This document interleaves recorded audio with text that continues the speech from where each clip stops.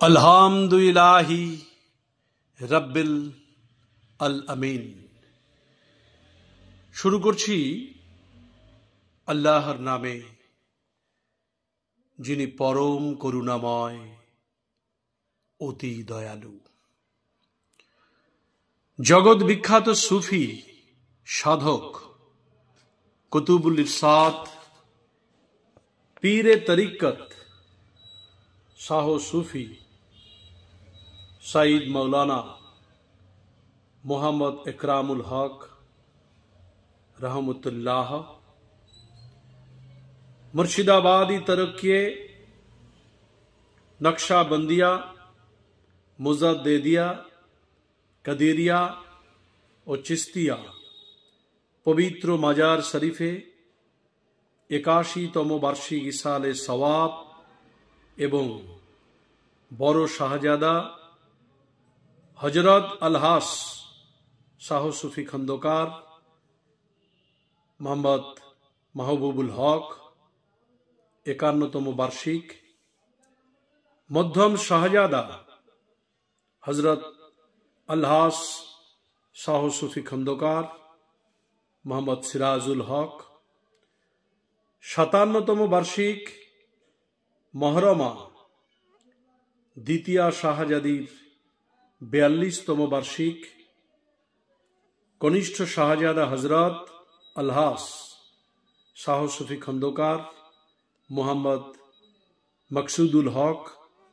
রহমতুল্লাহ 32তম বার্ষিক, খন্দকার আব্দুল হামিদ খোকা হুজুর 23তম বার্ষিক, শাহ সুফি হযরত খন্দকার মোহাম্মদ জিয়াউল হক 16তম বার্ষিক এবং হযরত সফিউল মুজনবিন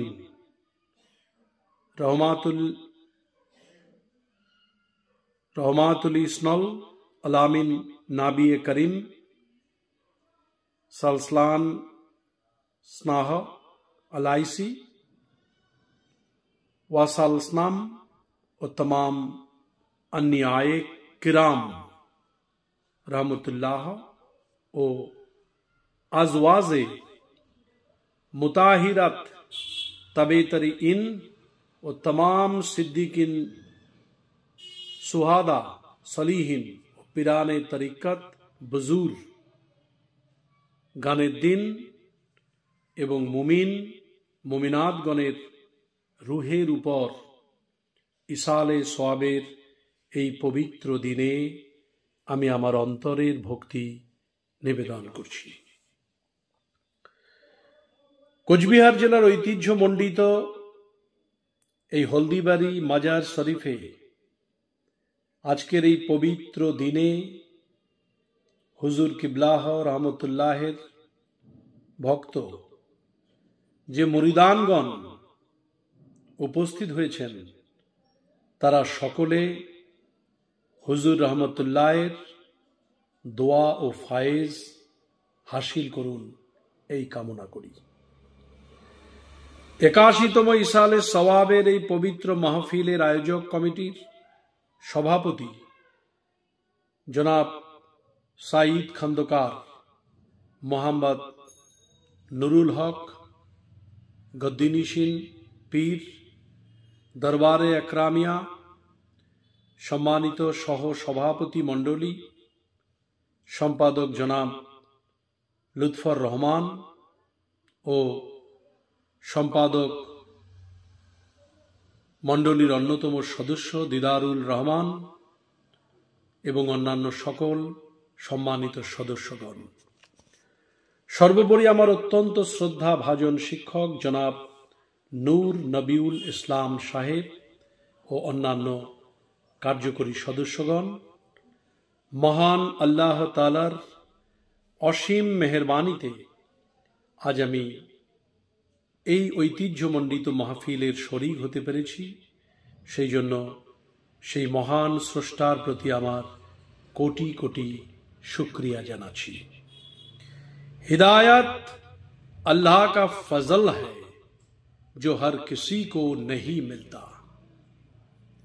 এর জন্য আমি অবশ্যই জনাব নূর নবিউল ইসলামকে কৃতজ্ঞতা জানাব। আমি সালাম জানাই হলদিবাড়ি মাজার শরীফের সকল জীবিত ওয়ারিশগণকে, প্রকৃত নিষ্ঠাবান, সংযমী, ধার্মিক, সৎ ব্যক্তিবর্গ যারা এই মাহফিলে সশরীরে উপস্থিত হয়ে কিংবা দূরে থেকে জীবনের প্রবল চঞ্চলতার মাঝেও দাঁড়িয়ে বা কোথাও বসে আমার কথা শুনছেন, তাদের প্রতি আমার অকুণ্ঠ প্রীতি, ভালোবাসা ও শ্রদ্ধা জানাই। অতি ক্ষুদ্র মস্তিষ্কে অনতুল্য বোধোদয় এবং জ্ঞান সঞ্চয়নের তাগিদে আজ আমার এখানে আগমন।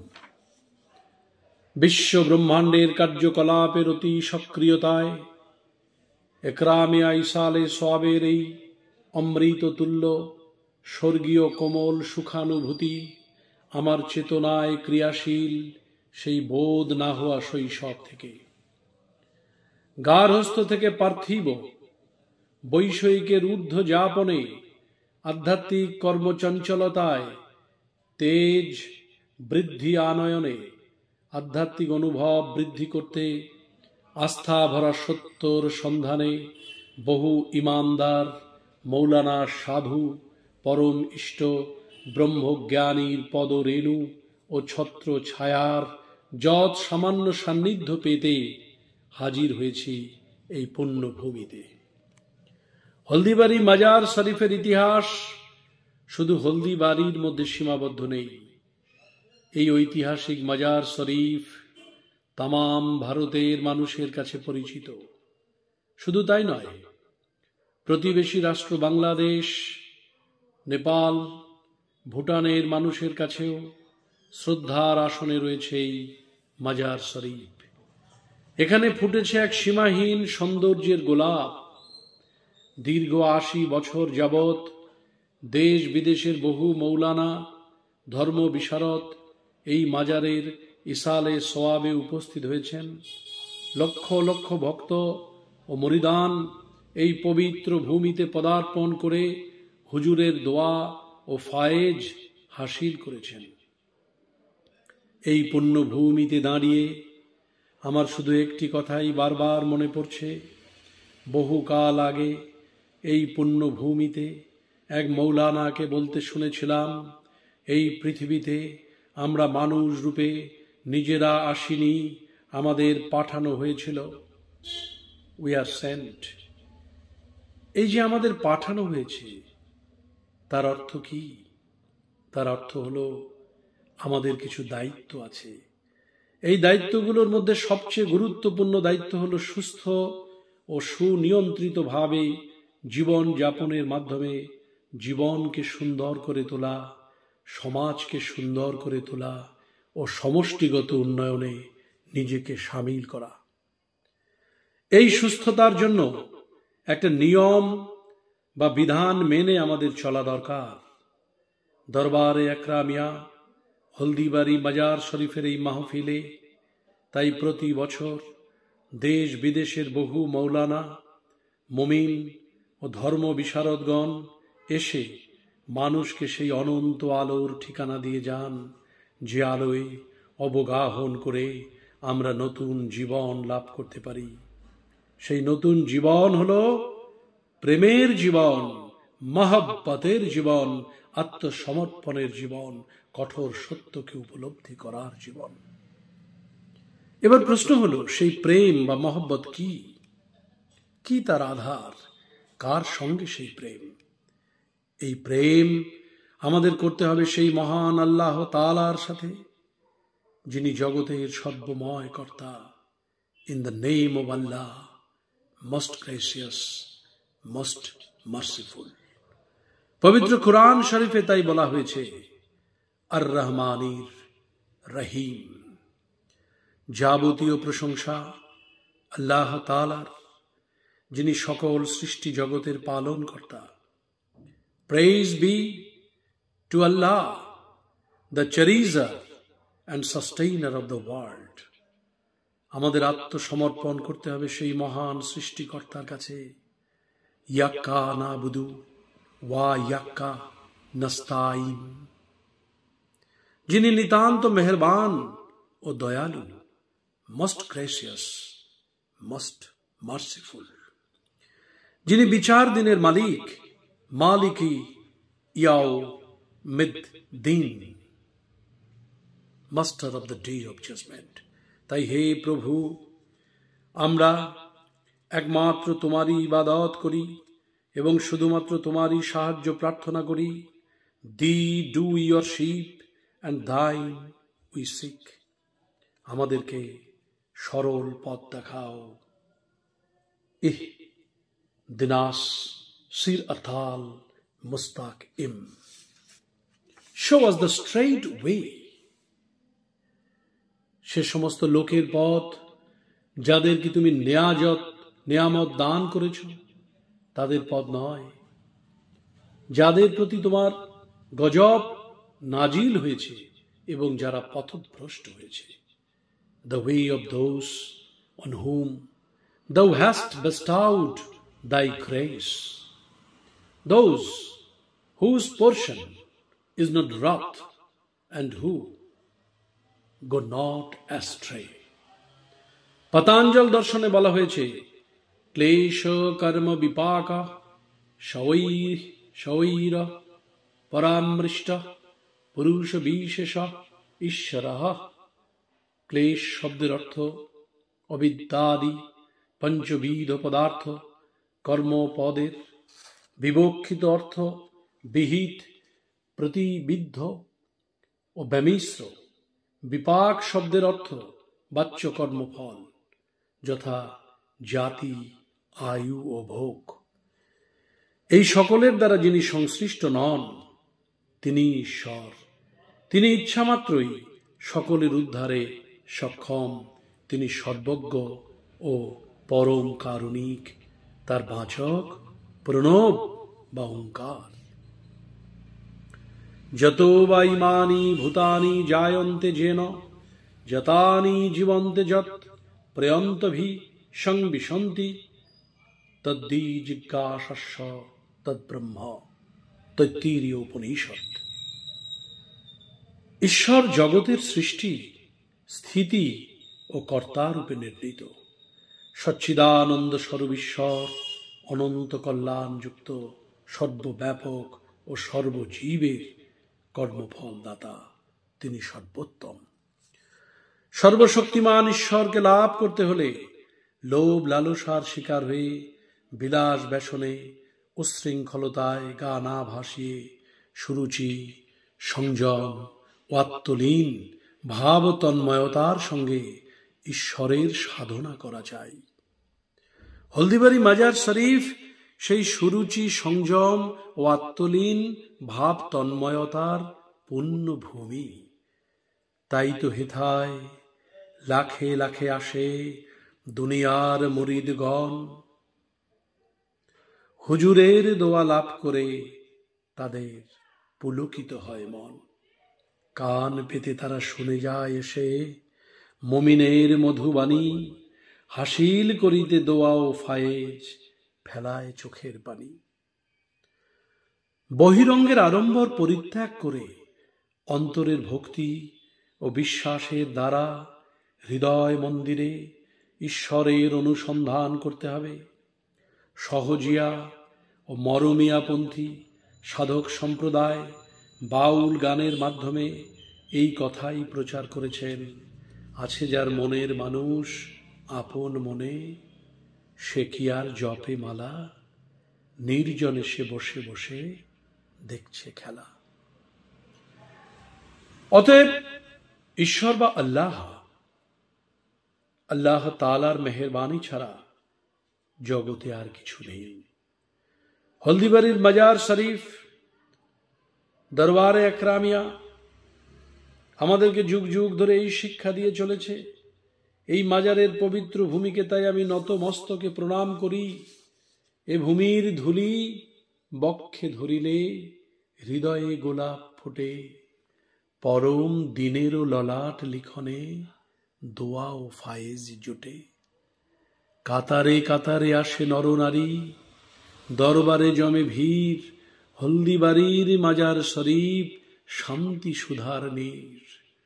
হলদিবাড়ির এই দরবারে একরামিয়া মাজার শরীফ শান্তি, মৈত্রী ও সৌহার্দ্যের প্রতীক হিসেবে জনমানসে প্রতিষ্ঠিত একটি ধর্মীয় প্রতিষ্ঠান। মুসলমানদের পাশাপাশি অগণিত হিন্দু নরনারী এই মাজার শরীফে উপস্থিত হয়ে হুজুরের পুণ্য স্মৃতির উদ্দেশ্যে ধূপ ও মোম জ্বালিয়ে দোয়া প্রার্থনা করেন। এই মেলা স্থানীয় ক্ষেত্রে হুজুর সাহেবের মেলা হিসেবেই অধিক পরিচিত। বিবিধের মাঝে ঐক্যের দেশ ভারতবর্ষের মূলগত ঐক্যের সুর ধ্বনিত হয় এই মাজার শরীফে। তাই ধর্মমত নির্বিশেষে সকল ধর্মাবলম্বী মানুষের উচিত সার্বিক ক্ষেত্রে এই দরবারের পবিত্রতা রক্ষা করা ও এই একরামিয়া মাজার শরীফের ইতিহাস ও মাহাত্ম্য প্রচার করা। একরামিয়া দরবারে হলদিবাড়ি মাজার শরীফের সঙ্গে সুফিবাদের প্রত্যক্ষ সংযোগ রয়েছে। সুফি শব্দের অর্থ শুদ্ধ বা পবিত্র। এই মাজার শরীফের অন্যতম মুমিন মোহাম্মদ একরামুল হক নিজেই ছিলেন একজন সুফি অনুগামী। শুদ্ধাচার ও পবিত্রতার আদর্শে দীক্ষিত হয়ে তিনি তার ভক্তদেরকেও সেই শিক্ষা দিয়ে গেছেন জীবনব্যাপী। মুর্শিদাবাদী তরিকা অনুসারে সুফিবাদের সকল তরিকার মুমিনগণের বিচরণ ভূমি ছিল এই পবিত্র মাজারের অঙ্গন। সুফিদের রয়েছে বিভিন্ন তরিকা। স্থান ও কাল অনুযায়ী অসংখ্য সুফি তরিকা আত্মপ্রকাশ করার কারণে এর সঠিক সংখ্যা নির্ধারণ করা কঠিন। আমাদের ভারতীয় উপমহাদেশে অসংখ্য সুফি তরিকা আত্মপ্রকাশ করেছে। তার মধ্যে নিম্নের কয়েকটি তরিকা বিশেষভাবে উল্লেখযোগ্য। প্রায়ই সুফি তরিকার পীর ও মুরিদ এদের মুখে ও সমস্ত তরিকার নাম উচ্চারণ শোনা যায়। এই সমস্ত তরিকা হচ্ছে কাদেরিয়া তরিকা। আব্দুল কাদের জিলানিকে মৃত হয়েছেন, তিনি ইন্তেকাল হয়েছে 561 হিজরিতে। এই তরিকার প্রতিষ্ঠাতা হিসেবে তাকেই দাবি করা হয়, কিন্তু নিরপেক্ষ বিশ্লেষণ ও তার জীবনী অধ্যয়ন করলে জানা যায় যে তিনি কোনো তরিকা প্রতিষ্ঠা করে যাননি। নকশবন্দিয়া তরিকা মোহাম্মদ বাহাউদ্দিন নকশবন্দিকে, যার ইন্তেকাল হয়েছিল 791 হিজরিতে, এই তরিকার প্রতিষ্ঠাতা হিসেবে তাকে আমরা চিহ্নিত করি। চিস্তিয়া তরিকা খাজা মঈনুদ্দিন চিস্তিকে, যার ইন্তেকাল 620 হিজরিতে হয়েছিল, এই তরিকার প্রতিষ্ঠাতা হিসেবে তার নাম আমরা পাই। এবং ভারতের আজমিরে তার মাজার রয়েছে। হিন্দু মুসলিম সকলেই এই মাজারে জিয়ারত করে থাকে।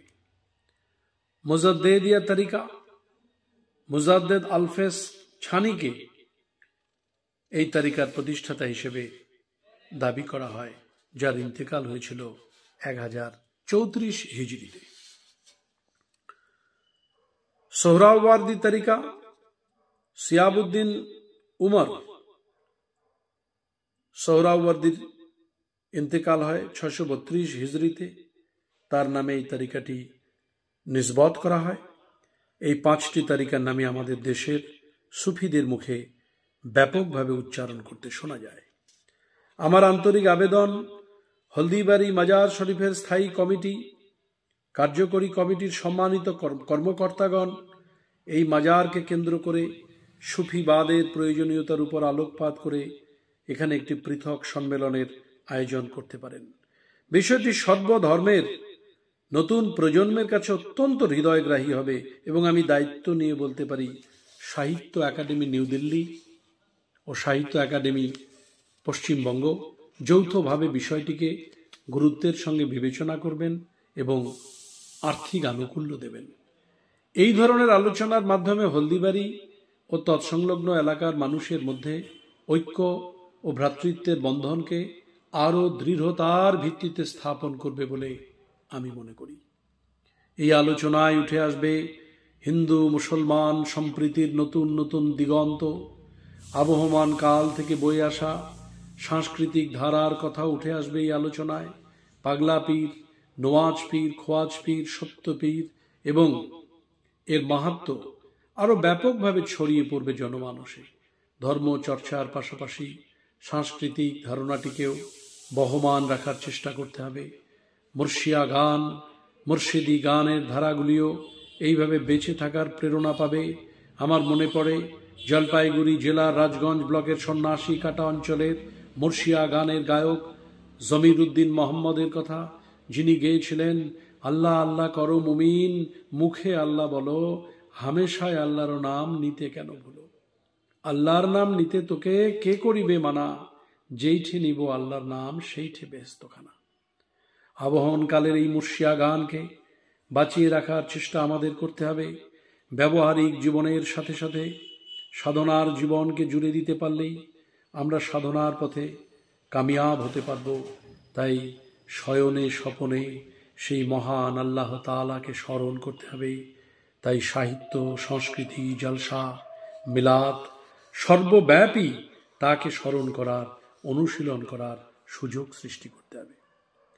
সত্যনিষ্ঠা তথা ইমানদারির সঙ্গে কর্ম করার মধ্য দিয়েই আত্ম উপলব্ধির পথ বেছে নিতে হবে আমাদের। আত্ম উপলব্ধি সম্পর্কে সুফিবাদের শিক্ষা আমরা গ্রহণ করব না কোন যুক্তিতে? সুফিবাদের একটি গুরুত্বপূর্ণ কথা আমাদের স্মরণে রাখা উচিত, মান আরফা নফসাহু ফকাত আরফা রব্বাহু। যে নিজেকে চিনেছে সে খোদাকে চিনেছে। সুফিবাদের মূল লক্ষ্যগুলিও আমাদের পরমাত্মাকে লাভ করার পথ দেখায়। শরীয়ত জগতের গতানুগতিক ধর্ম পালন হতে নিরঙ্কুশ আধ্যাত্মিক জগতে পদার্পণ, আধ্যাত্মিক জগৎ হতে আপন আপন সাধনাজাত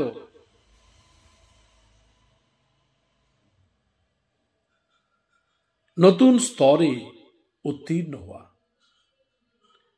অন্তর্ধ্যানে সিদ্ধি লাভ করে অব্যক্ত রহস্য জ্ঞানে বা আত্মজ্ঞানে উত্তরণ করা, আত্মজ্ঞানে পারদর্শিতা লাভ করে আল্লাহর সমূহ সৃষ্টি রহস্যের মহাসত্যের মুখোমুখি হওয়া, সর্বশেষে এই অনাবৃত সৃষ্টি রহস্য ভেদ করে মহাসত্যের অনাস্বাদিত স্বাদ সর্বাঙ্গে আস্বাদন করে এক আল্লাহতে বিলীন হয়ে লীন হয়ে যাওয়া। উল্লিখিত বক্তব্যগুলি সমস্তই তরিকতমুখী। তরিকত সম্বন্ধে শেখ সাদি বলেছেন, তরিকত রজুজ খিদমতে খালক নিস্ত ওয়াহ তসবিহ ও সজাদা দেলক নিস্ত। তরিকত অর্থাৎ ধর্ম নির্দেশিত সু আচারগুলি পৃথিবীর সেবা ছাড়া অন্য কিছু নয়। কেবল তসবিহ বা মালা জপ করা, জয় নামাজে বসে নামাজ পড়া আর সুফি পোশাক পরে গায়ে জড়িয়ে থাকার নাম তরিকত হতে পারে না। তারিক কথাটি এসেছে তারিকত কথার উৎপত্তি থেকে, কথার থেকে। তারিক কথাটির অর্থ হলো পথ বা পথ চলা। তরিকত কথাটির অর্থ হলো পথ চলার রীতিনীতি, নিয়ম কানুন। স্বামী বিবেকানন্দ যথার্থই বলেছেন, মন্দির ও গির্জা, শাস্ত্র অনুষ্ঠান এগুলি কেবল ধর্মের শিশু শিক্ষা মাত্র, যাহাতে প্রবর্তক প্রাথমিক সাধক শক্ত সরল হইয়া ধর্মের উচ্চতর সোপান অবলম্বন করিতে পারে। অন্যত্র তিনি বলেছেন, প্রত্যেক ধর্মের যেটি অন্তর্নিহিত আদর্শ তা কখনোই নষ্ট হয় না। সুতরাং প্রত্যেক ধর্মেই সজ্ঞানে অগ্রগতির পথে চলিয়াছে। এই প্রসঙ্গে সৈয়দ মুস্তফা আলীর মূল্যবান কথাটিও আমাদের স্মরণে রাখতে হবে। সর্বধর্ম বলতে আজকের দিনে আমরা বুঝি ডিফারেন্ট আইডিয়ালস, ডিফারেন্ট ভ্যালুস। আমাদের ভুল বিশ্বাস, ভিন্ন ভিন্ন আদর্শ বুঝিবা একে অন্যকে কন্ট্রাডিক্ট করে ও সবাই সত্য তা নয়। সত্য এক, সত্যের দ্বন্দ্ব থাকতে পারে না। তাই বিদ্যাপতির ভাষায় কৃষ্ণ লাভ করে রাধা বললেন, দশ দিশ ভেল নিরদ্বন্দ্ব।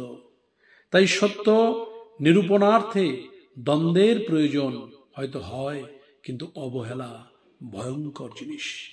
তাই কোনো মত বা পথকে অবহেলা নয়। আমাদের মনে রাখতে হবে, বিচ্ছিন্নতার নীতিতে নয়, ভারতীয় হিসাবে অন্তর্ভুক্তি কি, অন্তর্ভুক্তিকরণের মধ্য দিয়ে আমাদের ধর্মীয় পরিচয় ও ভারতীয় জাতীয় পরিচয়কে সুদৃঢ় ভিত্তির উপর প্রতিষ্ঠিত করতে হবে। কথায় কথায় খ্রিস্টানদের গডকে টেনে এনে ও মাই গড বলতে দ্বিধা নেই, অথচ সুবহান আল্লাহ বলতে দ্বিধা থাকবে কেন? আজকের যুগ অন্তর্ভুক্তিকরণের যুগ, একসাথে বেঁধে বেঁধে চলার যুগ। ঐক্য সংহতির ভিতকে দৃঢ়তার ভিত্তিতে প্রতিষ্ঠিত করে বিদ্রোহী কবি কাজী নজরুল ইসলামের কথা মনে করতে হবে। আমাদের আজকের বৃহৎ প্রেক্ষাপটে হিন্দু না ওরা মুসলিম এই জিজ্ঞাসে কুঞ্জন, বাঙালি বল ডুবিছে মানুষ, সন্তান মোরমার। ঠাকুর পঞ্চানন বর্মার বলিষ্ঠ বাণীকে সামনে আনতে হবে, মানবতার শিক্ষা দিতে। হিন্দু মুসলমান বিচার নাই রে, মানুষ জন্ত না হয় ভিন, উলসি ধায় আর্তের উদ্ধার এই ক্ষত্রিয়ের চিন। ধর্মান্ধতার বেড়া জালে মানুষকে বিচ্ছিন্ন না করে আমাদের আর্তের সেবায় নিয়োজিত হতে হবে। কেননা মানুষ বড় অসহায়, মানুষ বড় কাঁদছে। তাহাদের পাশে এসে দাঁড়াও, হেসে দাঁড়াও, ভালোবেসে দাঁড়াও। একরামিয়া মাজার শরীফ, হলদিবাড়ি মাজার শরীফে যিনি শায়িত আছেন সুফি সাধক মোহাম্মদ একরামুল হক, এরকমই একজন মহান মানব ছিলেন, যিনি জাতি ধর্ম নির্বিশেষে সকল মানুষের সেবায় নিজের জীবন উৎসর্গ করে প্রকৃত একজন ইমানদার মুমিন হিসেবে সকলের হৃদয় কমলে স্থান পেয়েছেন। আমরা তাকেই অনুসরণ করে সঠিক জীবনযাত্রার পথ নির্ণয় করব। পবিত্র কোরআন শরীফের সূরা আন-নিসা 13 নম্বর আয়াতে তাই বলা হয়েছে, এগুলো আল্লাহর নির্ধারিত সীমা। যে কেউ আল্লাহ রসুলের আদেশ মতো চলে, তিনি তাকে জান্নাত সমূহে প্রবেশ করাবেন, যেগুলোর তলদেশ দিয়ে স্রোতস্বিনী প্রবাহিত হবে। তারা সেখানে চিরকাল থাকবে। এ হলো বিরাট সাফল্য। এই সাফল্যই দুষ্প্রাপ্য মানব জীবনের সার্থকতা। সুবহান আল্লাহ। খুদা হাফেজ।